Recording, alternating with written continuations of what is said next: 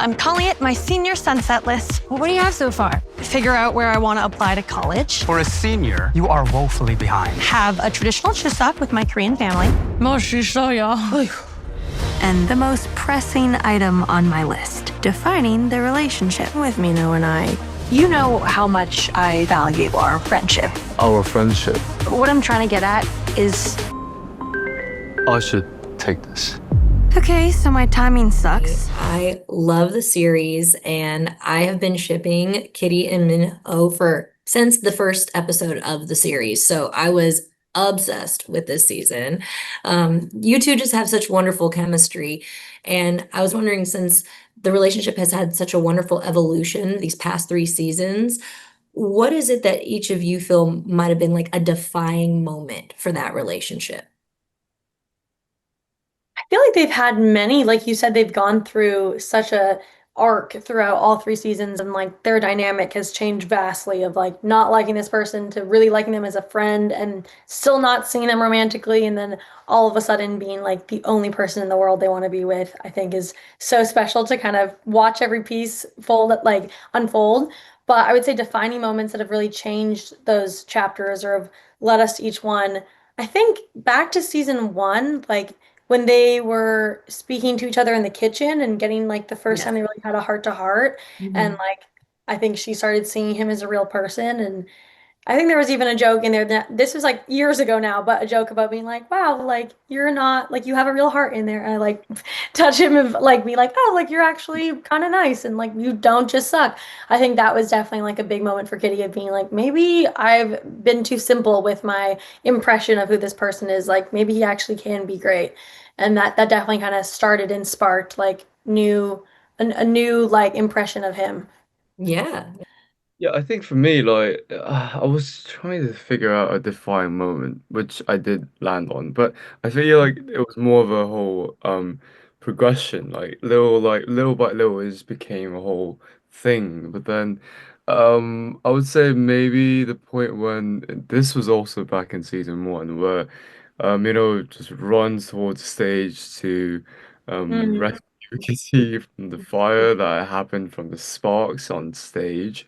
But I think that itself, I try to think about like, that's like the sort of like situations where people get really be surprised and sometimes they don't do anything about it.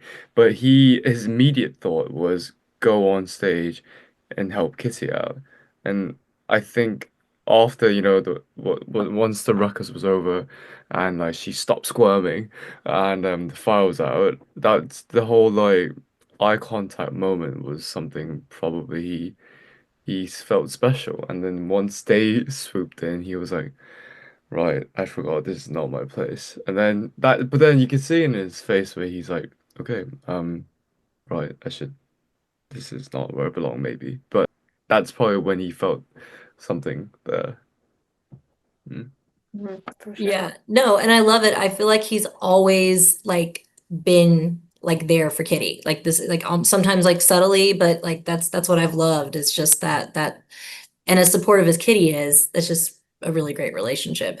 Well, I guess a little bit of a spoiler alert, but there is a great episode this season where Yuri gets this opportunity with a fashion show and kind of getting to find herself through her fashion choices, and made me wonder, what do each of you think your fashion says about you? Ooh, in my real life? Yeah. I definitely think like for sure fashion says so much about someone of like getting that's just like your first impression of this person. And I think there is a lot of like subtext to certain outfits, and it is a great form of expression. I feel like finding an outfit that feels like you, like when you put it on, you're like, this represents me. Like this is my starter pack. I've talked about this with my sister of like what would be my uniform like as a person. And it's definitely like I love jorts so much.